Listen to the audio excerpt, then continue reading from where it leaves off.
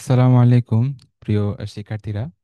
সততা medical education প্রকল্পের পক্ষ থেকে 4 ক্লাসে জৈব রসায়ন সিরিজের আজকে তৃতীয় ক্লাসে আমি তাওসিফ, ঢাকা মেডিকেল কলেজে চতুর্থ বর্ষের একজন শিক্ষার্থী, তোমাদেরকে স্বাগত জানাচ্ছি আজকে তৃতীয় ক্লাস আমাদের এই সিরিজের।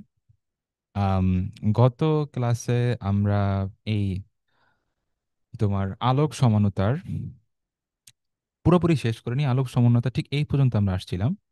সো আজকে ক্লাসে বেসিক্যালি আমাদের আলোচনা শুরু হবে যে একটা আলোক সক্রিয় যৌগের মধ্যে কতগুলো কাইরাল কার্বন আছে বা অপ্রতিসম কার্বন আছে সেটার উপর ভিত্তি করে ওই যৌগটার কতগুলো আলোক সক্রিয় সমাণু সম্ভব, এই টপিকটা থেকে আজকে ডিসকাশন শুরু। তবে এই মূল ডিসকাশনে যাওয়ার আগে এই যে একটু আম, অধিক জেনে রাখো, এই বক্সটার মধ্যে তোমরা দেখতে পাচ্ছ যে ডি গ্লুকোজ অর্থাৎ এই ডেক্সট্রো রোটেটরি গ্লুকোজ, যেটা অর্থাৎ আলোটাকে ক্লকওয়াইজ ডিরেকশনে ঘুরায় দেয় একতলীয় আলোকে, সেই গ্লুকোজ মলিকিউল হচ্ছে জৈব বিপাকীয় ক্রিয়ায় শক্তি উৎপন্ন করে। তাহলে ডি গ্লুকোজটা বেসিক্যালি খাবার হিসেবে শক্তি উৎপাদনের কাজে ব্যবহার করা হয়, কিন্তু এল গ্লুকোজটা আবার প্রস্রাব রূপে মুক্ত হয়। এখানে একটা জিনিস জেনে রাখা জরুরি, গ্লুকোজ কিন্তু সাধারণত আমাদের প্রস্রাব থেকে মুক্ত হয় না, বা আমাদের ইউরিনের কন্টেন্ট কিন্তু সাধারণত গ্লুকোজ না। তবে অ্যাবনর্মাল সিচুয়েশনে গ্লুকোজ যদি বের হয়, সেটা এল গ্লুকোজ হিসেবে বের হয়। আর আমরা জানি অ্যালানিন একটা খুবই গুরুত্বপূর্ণ প্রোটিন, প্রোটিন না অ্যাকচুয়ালি অ্যামিনো অ্যাসিড। এই এল অ্যালানিনটা বেসিক্যালি প্রোটিন সংশ্লেষণে এই অ্যামিনো অ্যাসিডটা ব্যবহৃত হয়, কিন্তু ডি অ্যালানিনটা বাদ পড়ে যায়। বেসিক্যালি এই এল ফরমেশনটা হচ্ছে আম, বা লিভো রোটেটরি যেই অ্যালানিনটা, সেটা আমাদের শরীরে প্রোটিন সংশ্লেষণে ব্যবহৃত হচ্ছে, ডি অ্যালানিনটা এখানে ইউজ হচ্ছে না। সো এই দুটো ইনফরমেশন, ডি গ্লুকোজ কোথায় যাচ্ছে শক্তি উৎপাদনে, এ গ্লুকোজ প্রস্রাব দিয়ে বের হয়ে যাচ্ছে। আবার এল অ্যালানিন প্রোটিন সংশ্লেষে ব্যবহৃত হচ্ছে, ডি অ্যালানিন এই কাজটায় ব্যবহৃত হচ্ছে না। এটা আমরা জেনে নিলাম। এইবারে আসো খুবই ইম্পর্টেন্ট একটা ব্যাপার, যে অপ্রতিসম কার্বন কয়টা আছে সেটার উপর ভিত্তি করে আমার কয় ধরনের আলোক সক্রিয় সমাণু সম্ভব। ঠিক আছে, এখানে আমরা বইয়ের টেক্সট আলোচনা করার আগে আমাদের স্লাইডে ছোট করে লিখে দিই খুবই সিম্পল রুল। যদি কাইরাল কার্বন বা অপ্রতিসম কার্বন, কাইরাল বলতে আমরা এখানে অপ্রতিসম কার্বন বোঝাচ্ছি। অপ্রতিসম কার্বন এর সংখ্যা n হয়, এবং এই কাইরাল কার্বনটা যদি আবার কিরকম হয়, যৌগটা যদি অসদৃশ হয়, সদৃশ না, অসদৃশ বলতে আমরা কি বোঝাচ্ছি, অসদৃশ যোগের ক্ষেত্রে অসদৃশ বলতে আমরা কি বোঝাচ্ছি একটু পরেই সেটার ব্যাখ্যা আসতেছে। তাহলে যদি কাইরাল কার্বন বা অপ্রতিসম কার্বনের সংখ্যা n হয়, তাহলে আলোক সক্রিয় সমাণু হবে কয়টা হবে জানো? আলোক সক্রিয় সমাণুর সংখ্যা হবে 2 টু দি পাওয়ার n। ঠিক আছে, 2 to the power n t। এক্ষেত্রে আমাদেরকে কি কি জিনিস মাথায় রাখতে হবে, যে অসদৃশ যৌগের ক্ষেত্রে, অসদৃশ যৌগ বলতে আমরা আসলে কি বুঝাচ্ছি খেয়াল করো।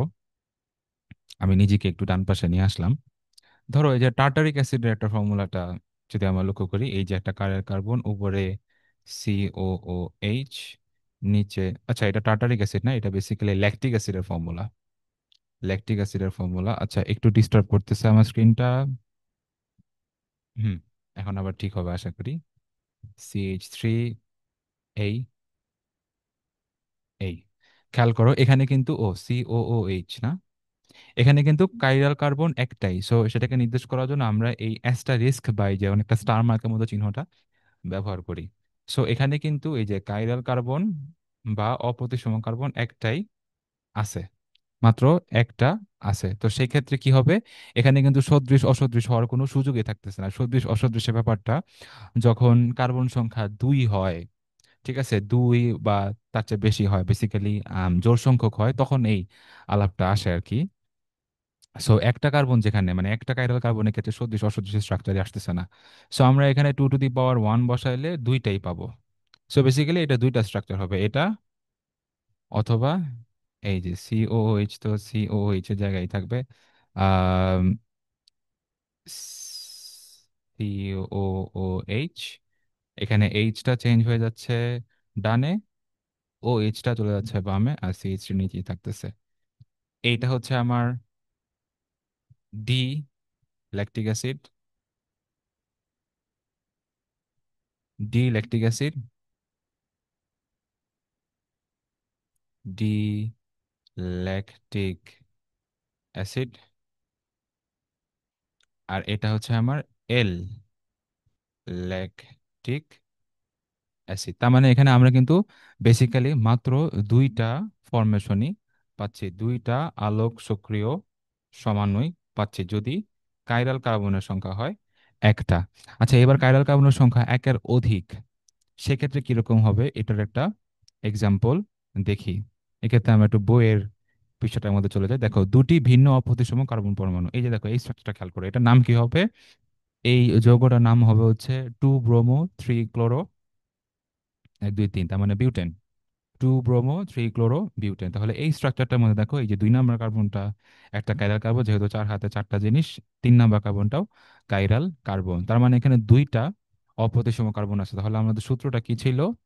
সূত্রটা ছিল হচ্ছে যে 2 টু দি পাওয়ার n সংখ্যক আলো সক্রিয় সমাণু হবে। সো এখানে যেহেতু দুইটা কার্বন অপ্রতিসম কার্বন আছে, স্কোয়ার বসালে আমাদের চারটা হওয়ার কথা।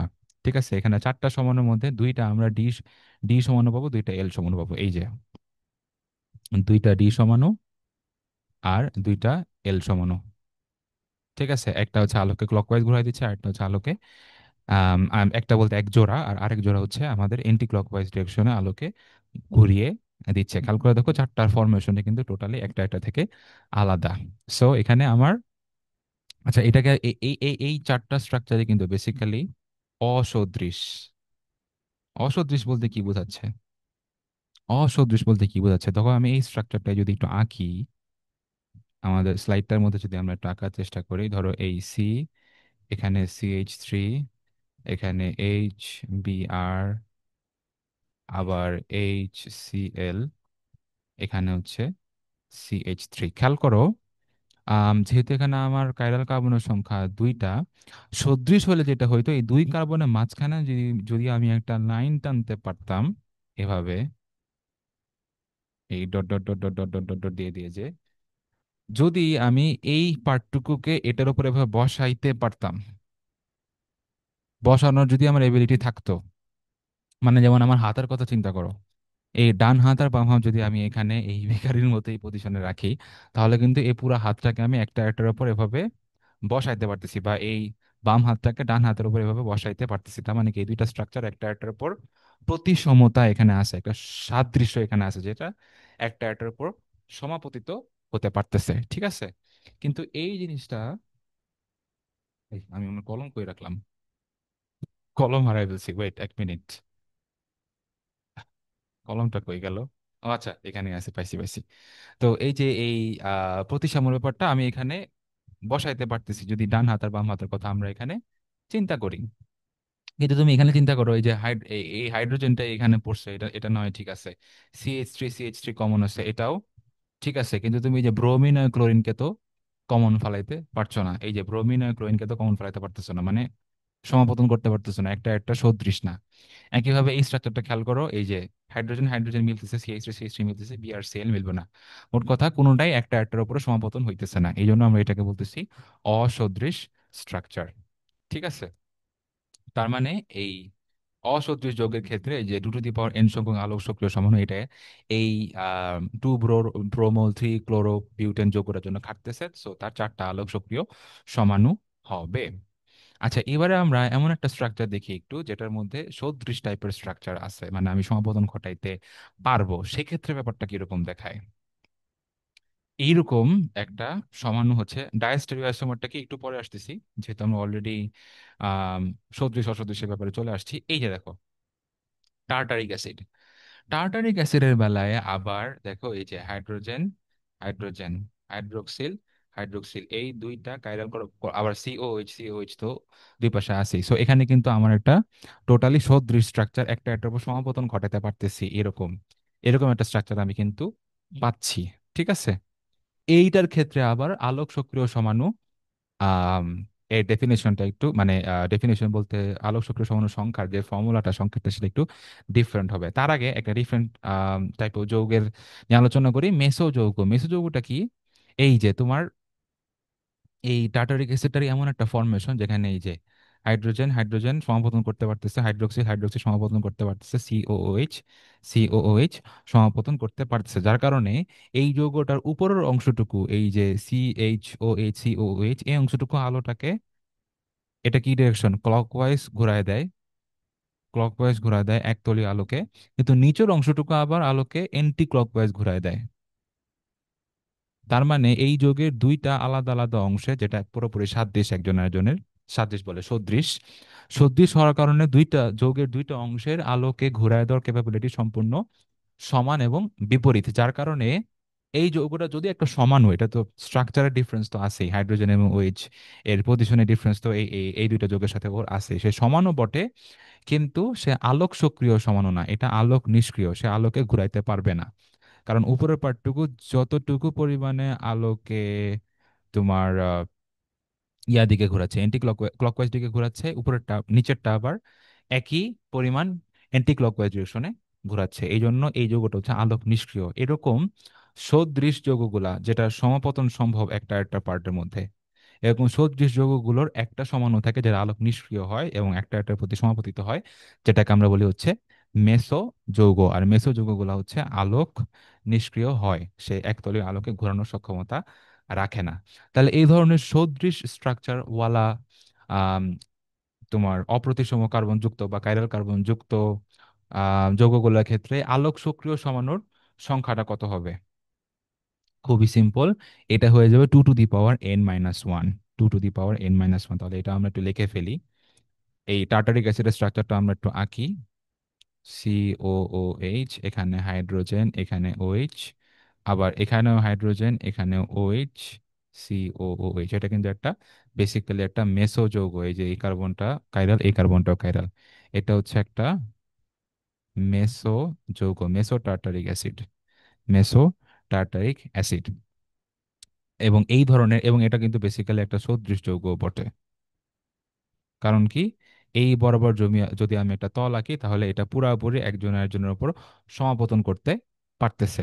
তো এরকম সদৃশ যৌগের ক্ষেত্রে, এইরকম সদৃশ যৌগের ক্ষেত্রে এন সংখ্যক এন সংখ্যক অপ্রতিসম বা কাইরাল কার্বন, অপ্রতিসম কার্বন থাকলে আলোক সক্রিয় আলোক সক্রিয় সমাণু সংখ্যা কত হবে? 2 টু দি পাওয়ার n - 1 টি। তাহলে তুমি এখানে 2 টু দি পাওয়ার n - 1 বসাও, দুইটা কার্বন না, কাইরাল কার্বন, সো 2 - 1 সমান সমান 2 টু দি পাওয়ার 1 মানে দুইটা। এটাই কিন্তু আমরা এখানে দেখতে পাচ্ছি, এই যে টার্টারিক অ্যাসিড বলে ডি টার্টারিক অ্যাসিড আর এল টার্টারিক অ্যাসিড। মেসো টার্টারিক অ্যাসিডটা আলোক সক্রিয় না। তাহলে এরকম আলোক নিষ্ক্রিয় মেসো যৌগের সংখ্যা কত হবে? মেসো যৌগের সম্ভব হবে সংখ্যা হবে 2 to the power n - 2 divided by 2। আর এরকম সদৃশ যৌগের ক্ষেত্রে মেসো সমাণু, মেসো সমাণুর সংখ্যা হবে হচ্ছে, সমাণুর সংখ্যাটা আমরা একটা ডিফারেন্ট কালারে দেখাই, সংখ্যা হবে 2 to the power n - 2 divided by 2। খেয়াল করে দেখো, এখানে যদি আমরা এই যে n - 2 ডিভাইডেড বাই 2 এর সমীকরণটা বসাই, সো 2 - 2 বাই 2 হয়ে যাচ্ছে কিন্তু, n - 2 বাই 2 ঠিকই লিখছি, সো 2 - 2 বাই 2, এখানে 2 হবে, তার মানে হচ্ছে 2 টু দি পাওয়ার 0, মানে হচ্ছে একটি, এই যে একটি মেসোযোগ কিন্তু টার্টারিক অ্যাসিডের আছে। সো এই মূলত এখান থেকে পড়াশোনা। আচ্ছা, এই কোশ্চেনটার আনসার আমরা একটু খেয়াল করি। ডাই মিথাইল ইথার এবং ইথানল, অ্যালকোহল এবং ইথার, এরা একজন একজনের কি ধরনের সমাণু বুঝতেই পারতেছো, কার্যকরীমূলক আলাদা। সো এটা আর একজন একজনের কার্যকরীমূলক সমাণু। আর এখানে একটা জিনিস তোমাদের আগে ক্লাস থেকে মনে করিয়ে দেই, কার্যকরীমূলক সমাণুর ক্ষেত্রে একটা পয়েন্ট, এই কার্যকরীমূলক সমাণুর ক্ষেত্রে এক প্রকার আছে তোমার কি বলে এটাকে, গতিশীল, গতিশীল কার্যকরীমূলক, কার্যকরীটা সংক্ষেপে লিখলাম, কার্যকরীমূলক সমানতা। গতিশীল কার্যকরীমূলক সমানতা কোনটা? গতিশীল কার্যকরীমূলক সমানতা হচ্ছে টটোমারিজম। কেন? টটোমারিজমটা হচ্ছে বেসিক্যালি কিটো ইনল, কিটো গ্রুপ থেকে ইনল গ্রুপের কম্পাউন্ড গুলো আমরা সরাসরি স্বতঃস্ফূর্তভাবে পাই, কোনো রকম বিক্রিয়া করা লাগতেছে না। কিন্তু ডাইমিথাইল ইথার থেকে ইথানল বা ইথানল থেকে ডাইমিথাইল ইথার বানাইতে হলে আমাকে বিক্রিয়া করা লাগতেছে। ঠিক আছে। আচ্ছা, এখানে আরো কিছু কোয়েশ্চেন আছে, এই জিনিসগুলো অত বেশি ইম্পর্টেন্ট না, তোমরা এমনিতে এই কোয়েশ্চেন দেখলে এগুলো পারবে আনসার করতে। এখানে ইম্পর্টেন্ট, খুবই ইম্পর্টেন্ট কিছু এমসিকিউ। 5 কার্বনের বেলায়, 5 কার্বন বিশিষ্ট মানে পেন্টেনের বেলায় 3টা চেইন বিশিষ্ট সমাণু পাওয়া যাবে। 6টা কার্বনের বেলায় আমি 5টা এরকম স্ট্রাকচার পাবো যেখানে সমানুতা আমি দেখাতে পারতেছি। 7 কার্বনের বেলায় 9টা বিন্যাস পাবো। 10 কার্বনের বেলায় 75টা বিন্যাস সম্ভব। 5 কার্বন আর 6 কার্বনের বেলায় আমি তোমাদেরকে স্ট্রাকচার গুলা দেখাই দিচ্ছি যে কিভাবে 3টা বা 5টা বিন্যাস করা সম্ভব, একটু লক্ষ্য করো।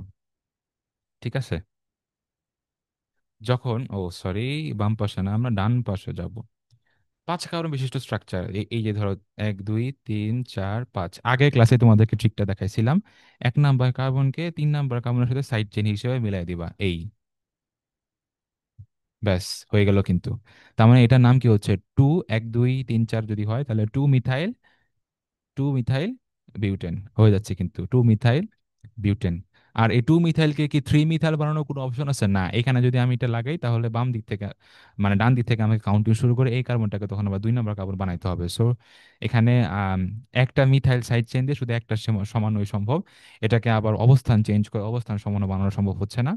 এটা এটা বেসিক্যালি কিন্তু তোমার চেইন সমানু একটা একটার, এই দুইটা কিন্তু একটা একটা চেইন সমানু। এই চেইন সমানুটার আবার অবস্থান ভিত্তিক চেঞ্জ করা যাচ্ছে না। আরেকটা করা যায়, আরেকটা কি করা যায়, আরেকটা কি করা যায়, আমরা এখানে এটাকে এরকম সমানু বানাইছি, আরেকটা সমানু সম্ভব। সেটা হচ্ছে এই যে, আরেকটা স্ট্রাকচার দেখাই দিচ্ছি তোমাদেরকে। ব্যাপারটা যদি এরকম হয়, এই একই কার্বনের সাথে আমি 2 2 ডাইমিথাইল বানাই দিলাম। এই হচ্ছে 5 কার্বন বিশিষ্ট, 5 কার্বন বিশিষ্ট স্ট্রাকচারের সমানুগুলা, বেসিক্যালি পেন্টেনের সমানুগুলা। এটা 1 নাম্বার, এটা 2 নাম্বার, এটা 3 নাম্বার, এরকম 3টা সমাণু সম্ভব 5 কার্বনের বেলায়। এবারে আসো, 5 কার্বন ছাড়া আমাদের কি 6 কার্বনের বেলায় 5টা দেখাইতে হবে। 6 কার্বন স্ট্রাকচার, সো 1 2 3 4 5 6। হ্যাঁ, এটা তো একটা হইলে তাহলে আমি একটা এই কার্বনটাকে 3 নাম্বার কার্বনের সাথে মূলত চেইন হিসেবে দেখাই দেই। তাহলে এটা কি হইতেছে? 2 মিথাইল পেন্টেন। 2 মিথাইল পেন্টেন থেকে আমি 3 মিথাইল পেন্টেন বানাতে পারতেছি। 3 মিথাইল পেন্টেন বানাতে পারতেছি। আর কি বানাতে পারতেছি? আমরা কিন্তু এটাকে এরকম বানাতে পারি, দেখো। 4টা কার্বন রাখলাম, এই 2 3 ডাইমিথাইল পেন্টেন এরকমও বানাতে পারতেছি। আর কি সম্ভব? আরো কিছু স্ট্রাকচার সম্ভব, দেখি আমরা একটু ট্রাই করি। এটা কি সম্ভব? 1 2 3 4 5 6, হ্যাঁ এটা সম্ভব। এই যে দেখো, 6 কার্বনের বেলায় 5টা স্ট্রাকচার কিন্তু আমরা পেয়ে গেছি। এটার নাম তো হেক্সেন 1, এটা হচ্ছে 2 মিথাইল পেন্টেন, এটা হচ্ছে 3 মিথাইল পেন্টেন, এটার নাম হবে হচ্ছে 2 3 ডাইমিথাইল পেন্টেন, এটার নাম হচ্ছে 2 2 ডাই, এটার নাম হচ্ছে 2 3 ডাইমিথাইল বিউটেন, পেন্টেন না। আর এটা হচ্ছে 2 2 ডাইমিথাইল পেন্টেন। এই যে দেখছো, 6 কার্বনের বেলায় আমরা 5টা স্ট্রাকচার পেয়ে গেছি। এরকম 7 কার্বনের বেলায় 9টা সম্ভব, 10 কার্বনের বেলায় 75টা সম্ভব। তাহলে আমরা এখানে মনে রাখি, 5 কার্বনের বেলায় 3টা, এটা তুমি নিজে একেই মনে রাখতে পারবা, মুখস্থ করার কিছু নাই। 6 কার্বনের বেলায় এই যে এরকম 5টা স্ট্রাকচার সম্ভব। 7 কার্বনের বেলায় 9টা স্ট্রাকচার সম্ভব। অ্যান্ড ফাইনালি 10 কার্বনের বেলায় 75টা স্ট্রাকচার সম্ভব। এই দুইটা মানে বুঝে বুঝেই সম্ভব, এমনকি এটাও বুঝে বুঝে সম্ভব, যদিও 9টা স্ট্রাকচার বানাতে একটু সময় লাগবে। বাট বেসিক্যালি এই দুইটাকে আমি তোমাদেরকে মুখস্থ করার পারমিশন দিলাম। ঠিক আছে, এই 5 কার্বন আর 6 কার্বনের মধ্যে যতগুলো সমান সম্ভব সেটা মুখস্থ অবশ্যই করবা না। 7 কার্বন আর 10 কার্বনে 9 আর 75, এই দুটোর সংখ্যা তোমাদেরকে মুখস্থ করার পারমিশন দিলাম। এগুলা বুঝে বুঝে করা সম্ভব, আমি বুঝে বুঝে মিলাইছি না তোমাদেরকে, এটা আঁকা কি খুব একটা ডিফিকাল্ট, মুখস্থ করার দরকার নেই, এমনিতেই একে একে প্রশ্নের পাশে একে একে তুমি বের করে ফেলতে পারবা টোটালি কয়টা সমানো সম্ভব। আর যেহেতু এবার ছক্কা ছক্কাকে লিখেও দিছি, আশা করি মাথার মধ্যে মনেও থাকবে। এই যে বিভিন্ন রকম স্ট্রাকচার গুলো তোমাদের এখানে দেখাইছে, যে সাইক্লিক যৌগগুলোর সমাণু বের করা সম্ভব, তবে এত কঠিন জিনিসের মধ্যে যাওয়া দরকার নাই। দেখো C3H8O, এটা অবশ্যই অ্যালকোহল এবং ইথারের, যেহেতু CnH2n+2O, এই ফর্মুলাটা এটা অ্যালকোহল এবং ইথারের ফর্মুলা, সো এখানে আমি অ্যালকোহল বানাইতে পারতেছি। আবার অ্যালকোহলের অবস্থান সমাণু, এই দুইটা কিন্তু অ্যালকোহলের অবস্থান সমাণু। কেন অ্যালকোহলের অবস্থান সমাণু বলতেছি আমরা? কারণ একটা হচ্ছে প্রোপানল 1, একটা হচ্ছে প্রোপানল 2, এই দুইটা কিন্তু অবস্থান সমাণু, কার্যকরী মূলকের অবস্থানের উপর ভিত্তি করে আমি সমাণু পাইছি। সো অ্যালকোহল এর এই এই দুইটা সমান হচ্ছে অবস্থান সমান, আর এখানে আমি কার্যকরী মূলক সমান পাচ্ছি ইথানল হিসেবে। আর এটা হচ্ছে CnH2nO, তার মানে এটা বেসিক্যালি আমার অ্যালডিহাইড এবং কিটোনের।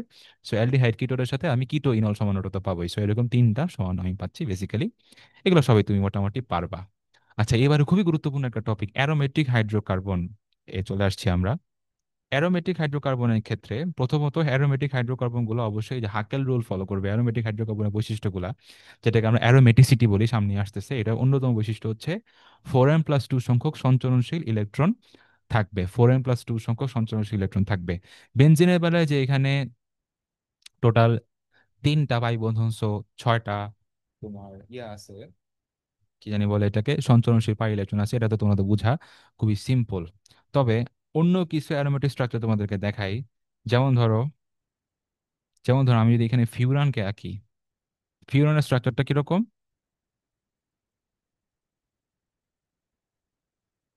ফিউরানের স্ট্রাকচারটা কিন্তু এরকম, তাই না? এইটাকে এবং অবশ্যই এখানে হাইড্রোজেন আছে, এখানে হাইড্রোজেন আছে, এখানে হাইড্রোজেন আছে, এখানে হাইড্রোজেন আছে, এটা তো আছেই। দেখো এখানে দেখো double bond single bond, double bond single bond, আবার single bond, alternate double bond কিন্তু নাই। তাহলে এই যে 4n+2, তুমি যদি এখানে পাই বন্ধন শুধু একটা আর দুইটা ধরো, তাহলে কিন্তু তুমি এটাকে 4n+2 সমান সমান ওই যে এন এর পূর্ণ সংখ্যার ভ্যালুটা আনতে পারতেছো না আঙ্কেল অনুযায়ী। বাট এখানে তোমাকে একটা জিনিস বুঝতে হবে যে, আচ্ছা ভালো কথা, অক্সিজেনের তো দুইটা মুক্তচর ইলেকট্রন আছে, আমরা এখানে একটা দেখাইছি। এই দুইটা মুক্তচর ইলেকট্রনের মধ্যে একটা মুক্তচর ইলেকট্রন কিন্তু এই সঞ্চরণ এর মধ্যে অংশ নিচ্ছে। মানে এই যে পাই বন্ধনগুলা, এটা কিন্তু বেসিক্যালি এই যে শিফট হয়, পাই বন্ধনগুলা বেসিক্যালি শিফট হয়। সো এই পাই বন্ধন শিফট হওয়ার ব্যাপারটার মধ্যে, সঞ্চরণের মধ্যে বা রেজোনেন্সের মধ্যে অক্সিজেনের এক জোড়া মানে এক জোড়া ইলেকট্রন বা একটা মুক্তজোড় ইলেকট্রন কিন্তু পার্টিসিপেট করতেছে। সো এখানে 4n+2 সমান সমান 6 হবে। এখান থেকে একটা, এখান থেকে একটা, আর এই অক্সিজেনের লোন পেয়ার ইলেকট্রন একটা। সো টোটাল 4n+2 সমান সমান 6 বসালে আমরা n=1 পাচ্ছি, একটা পূর্ণ সংখ্যা পাচ্ছি। সো এইভাবে কিন্তু আমরা ফিউরান বা এরকম ব্যতিক্রমী স্ট্রাকচার গুলা, এটা একই এটা তো ফিউরান, এটা তো ফিউরান, তারপরে থায়োফিনের ক্ষেত্রে অক্সিজেনের জায়গায় খালি সালফার থাকবে, যেটাকে আমরা থায়োফিন বলি। থায়োফিনও কিন্তু একটা অ্যারোমেটিক যৌগ। ঠিক আছে, এখানে কিন্তু আমরা অ্যারোমেটিক বৈশিষ্ট্য পাবো, কারণ সালফারের এক মুক্ত জোড় ইলেকট্রনের একটা কিন্তু এই যে সঞ্চরণে অংশগ্রহণ করবে। সো 4n+2 এর নিয়মটা আমরা বুঝলাম। আবার অ্যারোমেট্রিক হাইড্রোকার্বন গুলার আরেক নাম হচ্ছে অ্যারিন, যেরকম বেনজিন বা নেফথালিন। নেফথালিন হচ্ছে তোমার দুইটা বেনজিন রিং বিশিষ্ট যে যৌগ, আর যদি তিনটা বেনজিন রিং হয় সেটাকে বলা হচ্ছে অ্যানথ্রাসিন। আচ্ছা, এই যে ডাইমিথাইল ডাইমিথাইল বেনজিন, এই ডাইমিথাইল বেনজিন স্ট্রাকচারটা 3 রকমের ফরমেশন হয়। আহ ফরমেশন গুলা কিরকম আমরা একটু পয়েন্ট আউট করি। একটা হচ্ছে 1,2 ডাইমিথাইল, 2 নম্বর পজিশনে 2 নম্বর মিথাইল গ্রুপটা। একটা হচ্ছে 3 নম্বর পজিশনে 3 নম্বর মিথাইল গ্রুপটা, যার 2 নম্বর মিথাইল গ্রুপটা, যার কারণে আমরা 1,3 ডাইমিথাইল বলতেছি। আর একটা হচ্ছে এই যে 1,4 ডাইমিথাইল। সো বেসিক্যালি এখানে এই পজিশন, এই যে এটা আর এটা, এই দুইটা পজিশনকে আমরা বলি হচ্ছে আহ কি বলি, অর্থ পজিশন বলি। এই অর্থ পজিশনটা অনেক বেশি সিগনিফিকেন্স রাখে, এই জন্য যেটা ও জাইলিন মানে অর্থ জাইলিন। আবার এটা এই পজিশন আর এই পজিশন বেসিক্যালি এই যে 1, 2, 3 নম্বর পজিশনটাকে আমরা বলি হচ্ছে কি বলি, মেটা পজিশন। আর এই 4 নম্বর একদম 1 নম্বর বিপরীত পজিশনটাকে আমরা বলি হচ্ছে প্যারা পজিশন। সো এটা হচ্ছে এই ডাইমিথাইল বেনজিনের একটা নাম আছে, এটাকে আমরা জাইলিন বলি। সো জাইলিনটা 3 রকম হইতে পারে, অর্থ জাইলিন, মেটা জাইলিন বা প্যারা জাইলিন। এটা হচ্ছে বেনজিনের 3 ধরনের সমাণু। বেনজিনের না, সরি, জাইলিনের, বেনজিনে কেন হবে, এটা তো বেনজিন না, জাইলিনের 3 ধরনের সমাণু সম্ভব। আচ্ছা, অ্যারোমেটিক যৌগের প্রধান উৎস কি? এটা অবশ্যই অবশ্যই মাথায় রাখবা, কোল এবং পেট্রোলিয়াম। এবং এই যে ছকটা এখানে আছে, এটা খুব ভালো করে আমাদেরকে মনে রাখতে হবে। পার্সেন্টেজ পরিমাণগুলো খুব একটা দরকার নেই, এই অংশটুকু খুব একটা দরকার নাই, পার্সেন্টেজ পরিমাণটুকু। তবে আস্তে আস্তে আস্তে আস্তে যে তোমার আপেক্ষিক গুরুত্ব ধীরে ধীরে ধীরে ধীরে বাড়তেছে, মানে ঘনত্ব বাড়তেছে, এবং পাতন তাপমাত্রা আরো হায়ার টেম্পারেচারে আমি পাতন করে করে কি কি ডিস্ট্রাক্ট করতে পারতেছি। সেখানে লৌহ থেকে শুরু করে একদম পিচ ব্ল্যাক, একদম অন্ধকার কালো কার্বন কি কি আমি এক্সট্রাক্ট করতে পারতেছি পেট্রোলিয়াম থেকে। এই জিনিসগুলো সিরিয়ালটা মনে রাখতে হবে। প্রথমে লঘু তৈল, তারপরে হচ্ছে তৈল, তারপর হচ্ছে মধ্যম তৈল, তারপরে ভারী, তারপরে সবুজ, এবং লাস্টলি হচ্ছে পিচ। আণবিক গুণত্ব মনে রাখার কোনো দরকার নেই, এগুলা মনে রাখার দরকার নাই। আর ডিগ্রি সেলসিয়াসটাও মানে খুব বেশি গুরুত্বপূর্ণ না, খুব বেশি গুরুত্বপূর্ণ না। তবে যেটা সবচেয়ে বেশি গুরুত্বপূর্ণ, এই সিরিয়ালটা মনে রাখা, লঘু, তারপর হচ্ছে আমার মধ্যম, তারপর হচ্ছে ভারী, তারপর হচ্ছে সবুজ, এরপর হচ্ছে পিচ। এই যে পাঁচটা সিরিয়ালটা, এটা মনে রাখা খুবই গুরুত্বপূর্ণ। এবং কোন যৌগটা কোন পাতিত অংশ থেকে পাতন করে আমি এক্সট্রাক্ট করতে পারতেছি। ঠিক আছে, তাহলে বেনজিনটা পেট্রোলিয়ামে কোন অংশ থেকে পাতন করে পাওয়া যায়, বা টোলিন কোন benzene, toluene, thiophene, phenol, CRISIL, তারপর হচ্ছে নেফথালিন, খুব ভালো করে মনে রাখবা। অ্যানথ্রাসিন, ফিনান্থ্রিন, খুব ভালো করে মনে রাখবা। হ্যাঁ, ফেনলটা খুব ভালো করে মনে রাখবে। ফেনল যদি দুই জায়গা থেকে আসে, লঘু তৈল এবং মধ্যম তৈল, দুই জায়গা থেকেই আসে। সো এটা অবশ্যই খেয়াল রাখবা। আচ্ছা, আজান দিচ্ছে, তো আমরা একটু ভিডিওটাকে পজ করি, ওয়েট।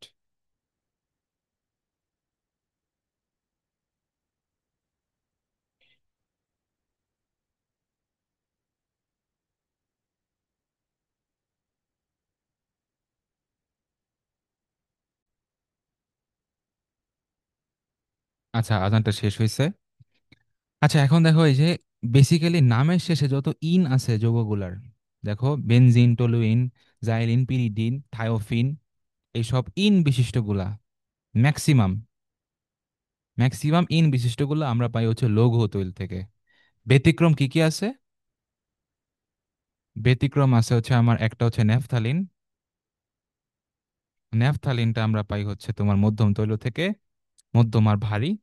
আর হচ্ছে কুইনোলিন,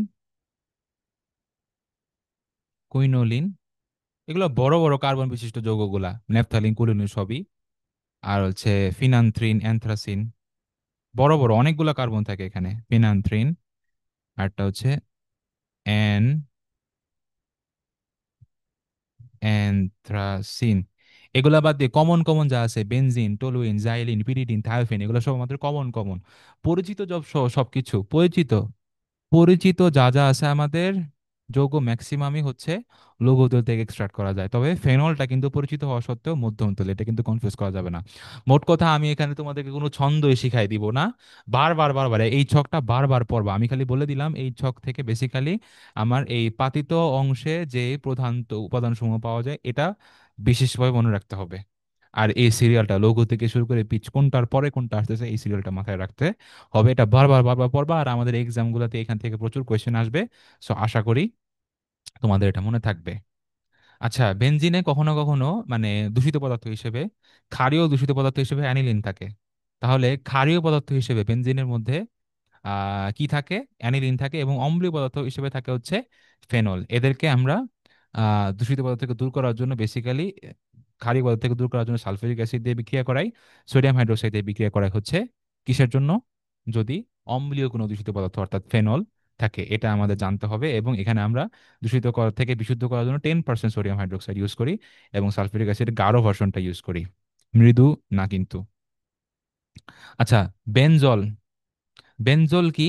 যখন এই লঘু তৈলকে আংশিক পাতল করে 70 থেকে 110 ডিগ্রি সেলসিয়াস তাপমাত্রায় পাতিত অংশ সংগ্রহ করা হয়, এটাকে বলা হচ্ছে 90% বেনজল। এই সবগুলা জিনিস বিভিন্ন কোচিং এর পরীক্ষা প্রচুর আসে, এবং আমরাও তোমাদেরকে কিছুটা দিব। তবে এটা কিন্তু মেডিকেল ভর্তি পরীক্ষার জন্য খুব বেশি গুরুত্বপূর্ণ না, আগের চকটা অনেক বেশি গুরুত্বপূর্ণ ছিল, যে পেট্রোলিয়ামের কোন অংশ থেকে পাতন করলে, আংশিক পাতন করলে কোন কোন মূল উপাদানগুলো পাওয়া যায়।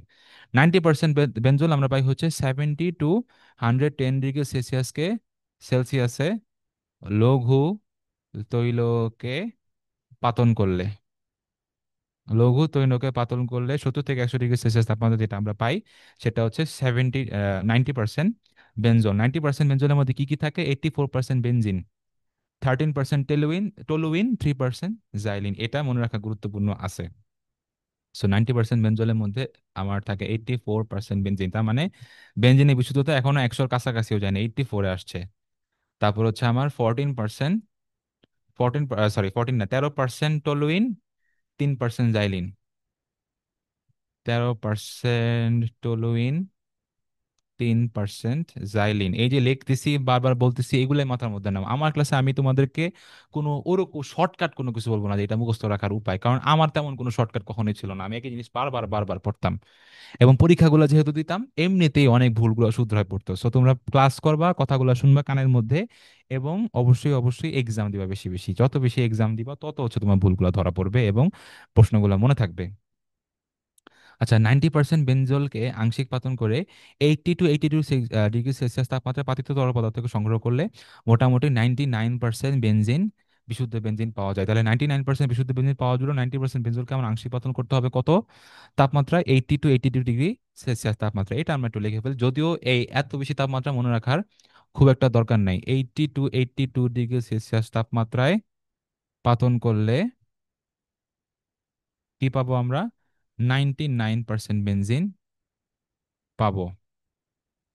এবং এখানে আমরা অলরেডি লিখে দিচ্ছি যে এটা খুব বেশি, এই জিনিসটা খুব গুরুত্বপূর্ণ না, এই সংখ্যাটা খুব বেশি গুরুত্বপূর্ণ না, এটা আমরা আগেই লিখে দিলাম যাতে আমরা, কারণ আমরা তো বলতেই আছি কাটমার্ক তুলতে আমরাই সেরা, এটা হচ্ছে আমাদের মূল মিশন স্টেটমেন্ট। এবং আমরা বলতেছি যে একটি সহজ সরল মেডিকেল অ্যাডমিশন প্রকল্প, So আমরা তোমাদেরকে সহজ জিনিসগুলো বারবার পড়াবো, কোনটা বেশি গুরুত্বপূর্ণ না কোনটা অতিরিক্ত কঠিন সেটা আমরা বারবার মেনশন করে দেবো। হিম মিশ্রণ খুবই গুরুত্বপূর্ণ, হিম মিশ্রণের মধ্যে সোডিয়াম ও বরফ পানি থেকে 1:3, এটা একটা গুরুত্বপূর্ণ জিনিস। হিম মিশ্রণ, দেখো হিম মিশ্রণের মধ্যে কি কি থাকে? হিম মিশ্রণের মধ্যে থাকে হচ্ছে সোডিয়াম ক্লোরাইড এবং বরফ পানি, সোডিয়াম ক্লোরাইড, বরফ পানি, সোডিয়াম ক্লোরাইড ইস টু বরফ পানি থাকবে হচ্ছে আমার, সোডিয়াম ক্লোরাইড এবং বরফ পানি থাকবে হচ্ছে 1:3 এবং -22 ডিগ্রি সেলসিয়াস তাপমাত্রায়, 1:3। তাহলে সোডিয়াম ক্লোরাইড 1 গুণ থাকলে বা 1 মোল থাকলে বা 1 গ্রাম থাকলে 3 গ্রাম থাকবে হচ্ছে বরফ পানি, এরকম হচ্ছে ডিফারেন্সিয়েশনটা হবে। আচ্ছা, এরপরে দেখো 50% বেনজল কি লৌহ তৈলকে যদি আমি 110 থেকে 140 একটু হায়ার টেম্পারেচারে পাতিত করি তাহলে 50% বেনজল পাওয়া যাবে। তাহলে 50% বেনজলের ক্ষেত্রে, এটা যদি একটা ইনফরমেশন হয়, 50% বেনজলের ক্ষেত্রে একই কালার আমরা ইউজ করি। 50% বেনজলের ক্ষেত্রে, 50% বেনজলের ক্ষেত্রে আমার তাপমাত্রা হচ্ছে 110 ডিগ্রি থেকে কত ছিল, 140 ডিগ্রি সেলসিয়াস তাপমাত্রায় পাতন করব আমি কাকে? ওই যে লৌহ তৈলকেই। লৌহ তৈল থেকে আমরা বেনজিন পাবো, এটা আমরা আগের ছকটার মধ্যে দেখছিলাম। 90% বেনজল, 50% বেনজল মোটামুটি দেখা হইলো। 50% বেনজলের মধ্যে বেনজিন থাকে 46%, সামান্য জাইলিন থাকে। 90% বেনজল এবং 50% বেনজলকে 108 থেকে 110 ডিগ্রি সেলসিয়াস তাপমাত্রায় আংশিক পতন করলে মোটামুটি বিশুদ্ধ টলুইন পাওয়া যায়। এত বেশি ইনফরমেশন তোমাদেরকে লিখেই দিব না, ব্যাস এতটুকু। এই যে কয়টা দিলাম এখানে, একটা তথ্য, দুইটা তথ্য, তিনটা তথ্য সেটা গুরুত্বপূর্ণ না, চারটা তথ্য, পাঁচটা তথ্য, এইটুকু জায়গা থেকে পাঁচটা তথ্য দিয়ে দিলাম, এনাফ, মাথায় রাখা যথেষ্ট। এবারে বেনজিনের প্রস্তুতি, এই যে ডিকার্বক্সিলেশন বিক্রিয়াটা তোমরা 9-10 থেকে দেখে আসতেছো, খুবই সিম্পল একটা বিক্রিয়া, খুবই খুবই খুবই খুবই সিম্পল একটা বিক্রিয়া, যেখানে হচ্ছে যে সোডিয়াম বেনজোয়েটের সাথে আমি সোডা লাইমের মধ্যে কি কি থাকে, সোডিয়াম হাইড্রোক্সাইড থাকে। সোডিয়াম হাইড্রোক্সাইডটা মূলত ক্যালসিয়াম হাইড্রোক্সাইড না, ক্যালসিয়াম অক্সাইডের সাথে মিশ্রিত অবস্থায় থাকে, বিক্রিয়া না, মিশ্রিত অবস্থায় থাকে। এখানে ক্যালসিয়াম অক্সাইডে তেমন কোনো বিক্রিয়া নাই, জাস্ট একটা মাধ্যম হিসেবে কাজ করতেছে, মানে বিক্রিয়া অংশগ্রহণ নাই। আর এই যে আমার এই বিক্রিয়াটা থেকে আমি ডিকার্বক্সিলেশন, কেন এই যে কার্বন এবং অক্সিজেন চলে যাচ্ছে, এই পার্টটুকু যে চলে যাচ্ছে এবং সোডিয়ামও চলে যাচ্ছে, তাহলে NO2COO, এখানে আরেকটা অক্সিজেন গেল, এই সব মিলে NO2CO3 অর্থাৎ সোডিয়াম কার্বনেট, এবং সেটা ক্যালসিয়াম অক্সাইডের মধ্যে মিশ্রিত। অ্যান্ড ফাইনালি এই এইচটা ফিনাইল মূলক, এটুকু তো ফিনাইল মূলক বলে, ফিনাইল মূলকের সাথে এইচটা লেগে আমাকে বেনজিন দিচ্ছে। এখানে কার্বন ডাই অক্সাইড অপসারণ হচ্ছে থেকে ডিকার্বক্সিলেশন বিক্রিয়া বলে এই বিক্রিয়াটাকে। টাকে ফেনলকে ফেনলকে জিঙ্ক গুঁড়ার সাহায্যে হিট দিলে ফেনলকে কি গুঁড়ার সাথে, জিঙ্ক গুঁড়া, এটা কিন্তু অনেক সময় এমসিকিউ আসে, ফেনলকে কোন কিসের গুঁড়ার সাথে মিশ্র, তাপমাত্রা দিয়ে উত্তপ্ত করলে, এই যে উত্তপ্ত করলে আমরা পাবো বেনজিন। ফেনল, ফেনলকে জিঙ্ক গুঁড়ার মাধ্যমে উত্তপ্ত করলে। এসিটিলিন থেকে এখানে একটা খুবই গুরুত্বপূর্ণ প্রশ্ন হচ্ছে, এসিটিলিনকে আয়রন এবং 450 ডিগ্রি সেলসিয়াস তাপমাত্রা, আয়রনকে ক্যাটালিস্ট হিসেবে ইউজ করে 450 ডিগ্রি সেলসিয়াস তাপমাত্রা হিট করলে এখানে বেসিক্যালি আমরা জানি C6H6 হচ্ছে বেনজিনের ফর্মুলা, তাই না? C6H6। এই জন্য বেসিক্যালি আমার এই CH ট্রিপল বন্ড এইটাকে তিনবার নিলেই তো আমার C2টা C6 হয়ে যাচ্ছে, H2টাও H6 হয়ে যাচ্ছে, C2H2কে তিনবার নিলেই তো আমি C6H6 পেয়ে যাইতেছি, তাই না? এই জন্য এটাকে আমরা সাধারণত বেনজিনকে বলি হচ্ছে এসিটিলিনের একটা ট্রাইমার, যেহেতু তিনটা এসিটিলিন মলিকিউল মিলে আমার বেনজিন তৈরি হইতেছে, তাহলে বেনজিন কিসের পলিমার বা ট্রাইমার? এসিটিলিনের পলিমার। এটা আমরা একটু লিখে ফেলি, এটা খুবই গুরুত্বপূর্ণ একটা ইনফরমেশন, যে benzene is a polymer of ethyne. ইথাইনকে আমরা অ্যাসিটিলিনও বলতে পারি। এটা ইংলিশে লিখলাম, আশা করি বাংলা ভার্সনে সবাই বুঝতেছো। ইথাইন, অ্যাসিটিলিন, বেনজিন, এই সবগুলা বাংলাতে তো এইভাবেই লেখে, জাস্ট ইংরেজি বানান সহ তোমাদেরকে একটু লিখে দিলাম দ্রুত লেখার জন্য। আর এখানে এই বিক্রিয়াটার মধ্যে ক্যাটালিস্টকে, অনুঘটককে, এই বিক্রিয়াটার মধ্যে যে ইথাইনের অ্যাসিটিলিনের পলিমারাইজেশন করে বিক্রিয়া করে বেনজিন তৈরি করে, এখানে অনুঘটক হচ্ছে আয়রন। আয়রন হচ্ছে ক্যাটালিস্ট হিসেবে ইউজ হয়। বেনজিন ডায়াজোনিয়াম ক্লোরাইড থেকে বেনজিনকে উৎপন্ন করা যায়, যেখানে হচ্ছে কপার প্লাস কিউপ্রাস প্লাস আয়নটা, কিউপ্রাস আয়নটা হচ্ছে বেসিক্যালি আমার ক্যাটালিস্ট হিসেবে ইউজ হচ্ছে। এখান থেকে আমি H3PO3 ফসফিনিক অ্যাসিড থেকে ফসফোনিক অ্যাসিড তৈরি করতে পারতেছি। মানে আমি একটা অক্সিজেনকে বের করে আনতে পারতেছি এই পানি থেকে, এবং নাইট্রোজেন আলাদা হয়ে ডায়াজোনিয়াম আয়ন থেকে নাইট্রোজেন N2 আলাদা হয়ে নাইট্রোজেন গ্যাস তৈরি করতেছে। অ্যান্ড ফাইনালি একটা হাইড্রোজেন এখান থেকে, তোমার এই যে H2 ওর একটা হাইড্রোজেনকে এখানে লেগে আমাকে বেনজিন দিচ্ছে। টোলুইন প্রস্তুতির বিক্রিয়াটা উডস ফিটিক বিক্রিয়া, খুবই গুরুত্বপূর্ণ, খুবই খুবই খুবই গুরুত্বপূর্ণ, এটাকে আমাদেরকে 3 স্টার দিতে হবে। উডস ফিটিক বিক্রিয়া, টোলুইন প্রস্তুতির একটা ইম্পর্টেন্ট বিক্রিয়া হচ্ছে উডস ফিটিক বিক্রিয়া। উডস ফিটিক বিক্রিয়ায় শুষ্ক ইথার আমাদের মাধ্যম বা দ্রাবক, বিক্রিয়ার মাধ্যম বা দ্রাবকটা হচ্ছে আমাদের শুষ্ক ইথার, ড্রাই ইথার। এখানে আমাদের কি কি ইউজ করি? ক্লোরোবেনজিন ইউজ করি, সোডিয়াম ইউজ করি, আর হচ্ছে মিথাইল ক্লোরাইড ইউজ করি। এই তিনটাকে রিয়াক্ট করার মতো দিয়ে আমার এই CH3টা লেগে যাচ্ছে হচ্ছে এই যে ক্লোরোবেনজিনের Cl কে রিপ্লেস করে। আর দুইটা Cl আলাদা হচ্ছে, দুইটা সোডিয়াম সাথে মিলে সোডিয়াম ক্লোরাইড দিচ্ছে। একইভাবে উডস ফিটি বিক্রিয়া কিন্তু টলুইন ছাড়া আমরা ইয়াও তৈরি করতে পারি, কি জানি বলে, এটা তো একটা অ্যারোমেটিক বিক্রিয়া। অ্যারোমেটিকের জায়গায় আমরা যদি আম, কই গেল, অনুরূপভাবে শুষ্ক ইথারের সোডিয়াম ধাতু যে কোনো অ্যারাইল হ্যালাইড ও অ্যালকাইল হ্যালাইড সহকারে উৎস্ফূর্ত বিক্রিয়া দ্বারা অ্যালকাইল বেনজিল বা অ্যালকাইল এর প্রস্তুত করা যায়। মানে এই যে আম, যেই কোনো আর, এখানে যে শুধুমাত্র টোলুইন বলতে আমি শুধুমাত্র একটা মিথাইলকে রিপ্লেস করতেছি, যেই কোনো অ্যালকাইল গ্রুপকে কিন্তু বেসিক্যালি আমি এখানে লাগাইতে পারবো। এই যে AR এরকম যেই কোনো অ্যালকাইল গ্রুপকে কিন্তু আমি এই যে ফিনাইল মূলকটা বা বেনজিনের সাথে প্রতিস্থাপন যে কোনো অ্যালকাইল মূলক দিয়ে করতে পারতেছি। সো বেসিক্যালি বেনজিনের সাথে আর একটা অ্যালকাইল মূলক লাগানোর যে বিক্রিয়াটা, যেখানে আমাদের CH3Cl লাগে, মিথাইল ক্লোরাইড, এটা হচ্ছে এই উডস ফিটি বিক্রিয়ার একটা বিক্রিয়া, খুবই গুরুত্বপূর্ণ, এটা এমসিকিউতে আসার মতো।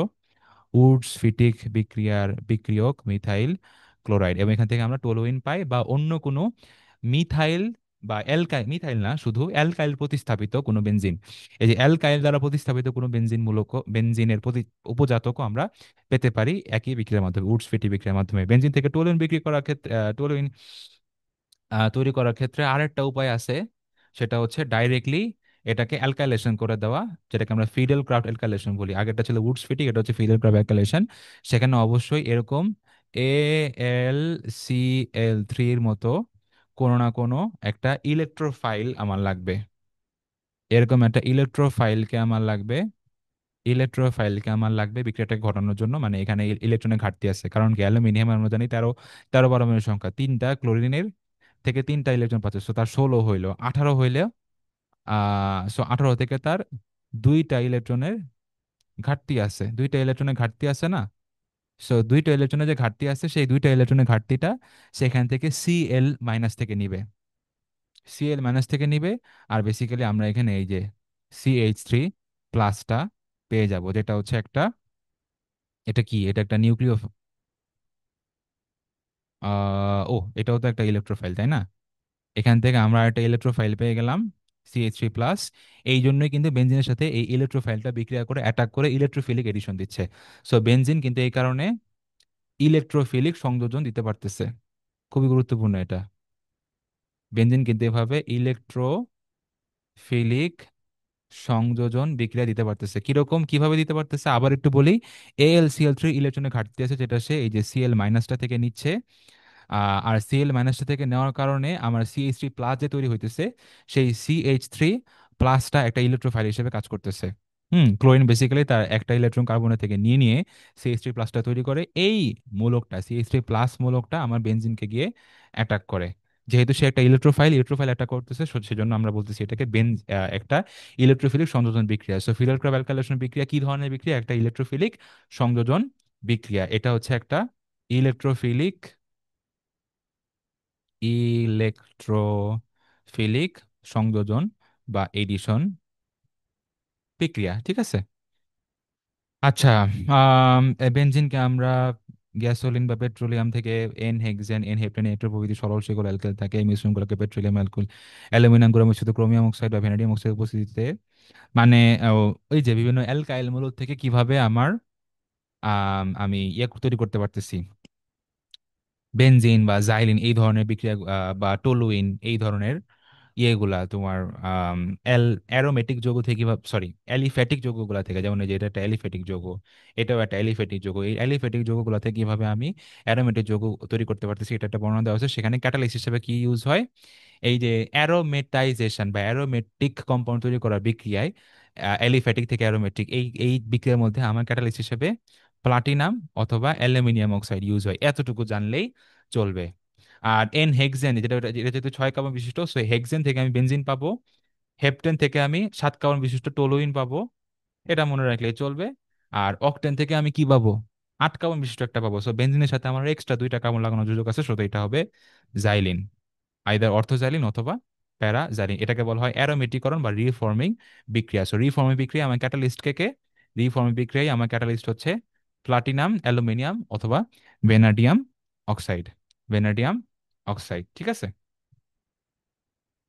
আচ্ছা, টোলুইনিয়াম ও বেনজিন থেকে, টোলুইনিয়াম ও জাইলিন, সরি, টোলুইনিয়াম ও জাইলিন থেকে তোমার ওই CH3 বা 2টা CH3 অ্যালকাইল মূলকগুলোকে অপসারণ করার জন্য আমার হাইড্রোজেনের সাথে বিক্রিয়া করতে পারি, হাইড্রোজেনেশন। এখানেও আমার ক্যাটালিস্ট হচ্ছে প্লাটিনাম এবং অ্যালুমিনিয়াম অক্সাইড, ঠিক আছে? আচ্ছা, আজকের ক্লাসটা আমরা খুব দ্রুতই শেষ করে দিব, বাস বাস একটু কিছু কথা। দেখো, বেনজিনের মধ্যে আমার সিগমা বন্ধন কয়টা, এবং প্রথমত প্রত্যেকটা কার্বনের সংকরণ কিন্তু sp2, এবং এই বেনজিনের মধ্যে টোটাল পাই বন্ধন আছে কয়টা, পাই বন্ধন আছে কিন্তু 6টি। আর কার্বন কার্বন প্রত্যেকটা কার্বনের মধ্যে কিন্তু একটা করে সিগমা বন্ধনও আছে, কার্বন কার্বনের মাঝখানে সিগমা বন্ধনগুলো আছে 6টা। আর হাইড্রোজেনের সিগমা বন্ধনগুলোকে যদি তুমি কাউন্ট করো তাহলে এখানে 12টা হয়। সো টোটালি কার্বন কার্বনের মধ্যে সিগমা বন্ধন 6টা, পাই বন্ধনও মোটামুটি 6টা আছে, এবং এখানে 6টা ইলেকট্রন বা 3 জোড়া ইলেকট্রনটা সঞ্চরণশীল। এখানে এই পাই বন্ধন একবার এখানে থাকে, সেটা আবার এখানে স্কিপ করে বা এখানে করে বা এখানে করে বা এখানে করে, মোট কথা পাই বন্ধনগুলা শিফট করতে থাকে, লোকালাইজড না, এটা ডিলোকালাইজড ইলেকট্রন বলে এই জন্য, মানে সঞ্চরণশীল আর কি।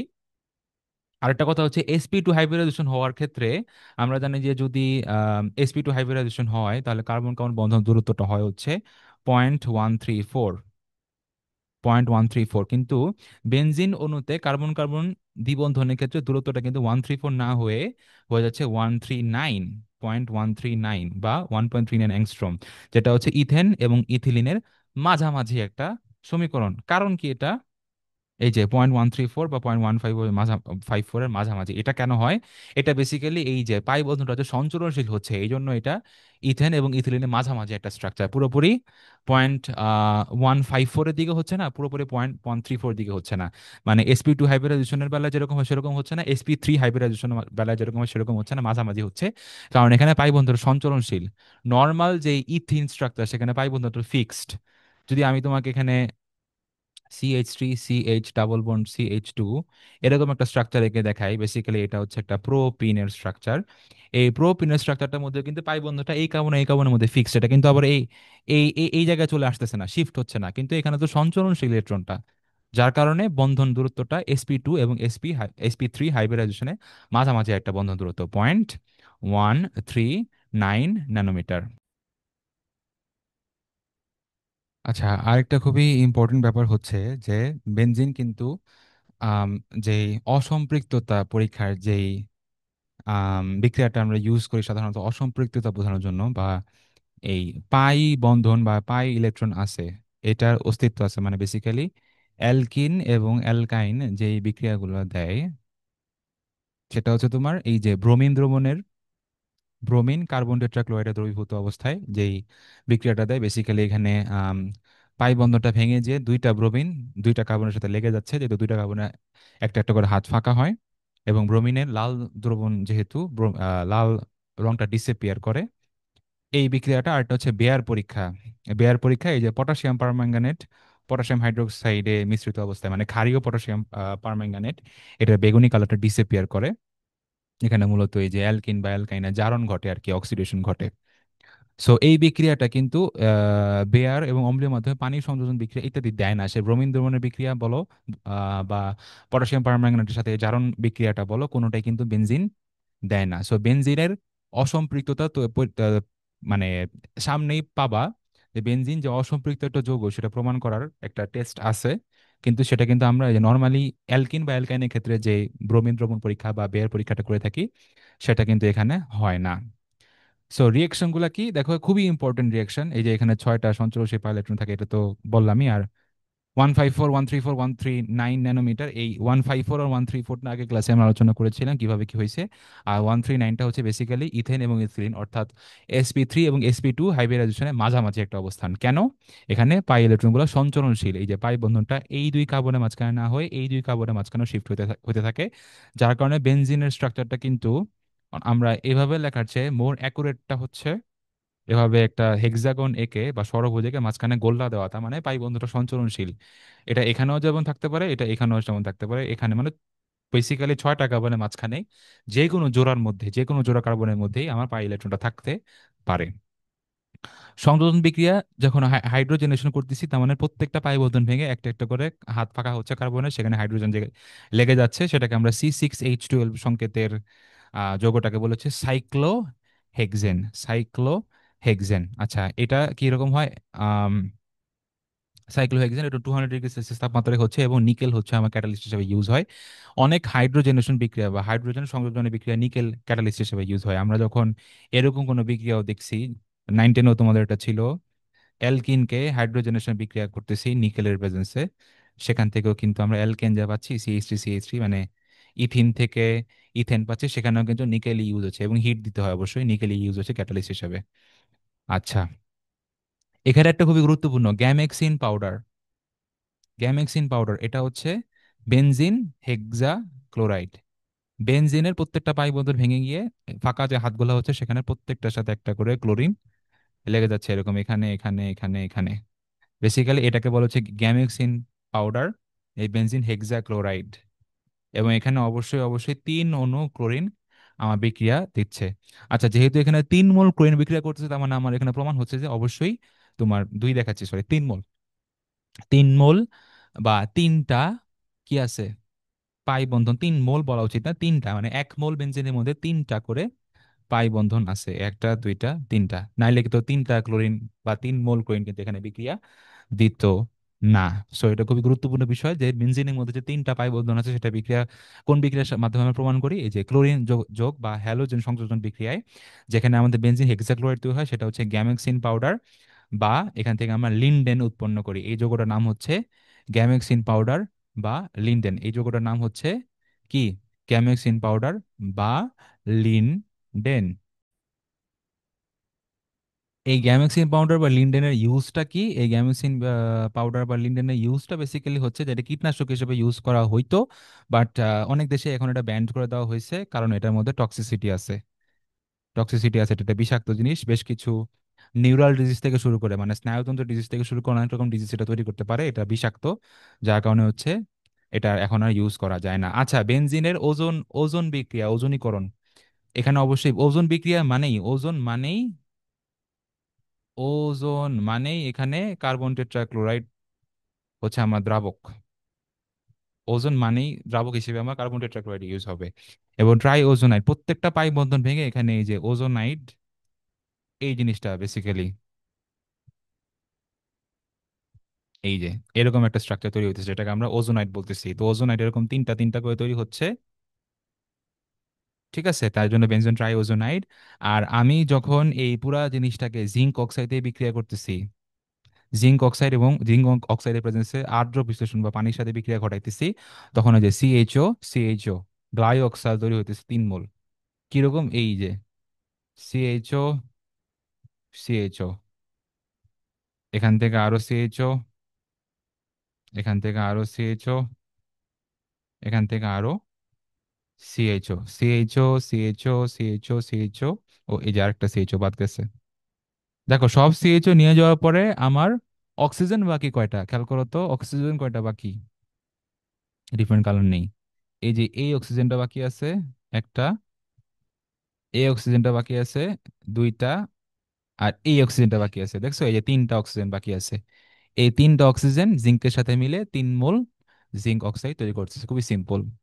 সো বেনজিন ট্রাইওজোনাইড বিক্রিয়ায় যদি আমি ওজোনীকরণ করার পরে জিঙ্কের প্রেজেন্সে আর্দ্র বিশ্লেষণ করি ব্যাপারটাকে, তাহলে কি উৎপন্ন হবে? গ্লাইঅক্সেল উৎপন্ন হবে। এটা কিন্তু ইম্পর্টেন্ট আছে, এমসিকিউতে আসে। ঠিক আছে, তবে এখান থেকে হচ্ছে তোমার পাই বন্ধনের সংখ্যাটা নির্ণয় করা যায় না।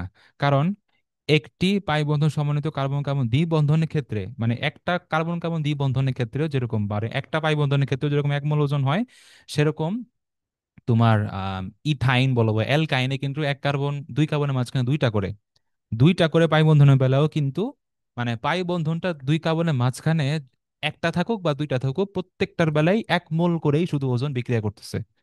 সো এখানে যে আমার 3 মোল, এই যে ওজন যে এখানে 3 মোল বিক্রিয়া করতেছে, এই 3 মোল সমান সমান কি তিনটা পাই বন্ধন, তিনটা পাই বন্ধন, নাকি 6টা পাই বন্ধন? দুইটা পসিবিলিটি সম্ভব, কারণ 1 মোল ওজন একটা পাই বন্ধনের সাথে বিক্রিয়া করতে পারে, অথবা দুইটা পাই বন্ধনের সাথেও বিক্রিয়া করতে পারে, সেম রিয়াকশন সে দেয়। ইথিন এবং ইথাইনের বেলায় একই, প্রতি ক্ষেত্রে 1 মোল করে ওজন বিক্রিয়া দেয়, যদিও এখানে পাই বন্ধন একটা আর এখানে পাই বন্ধন দুইটা।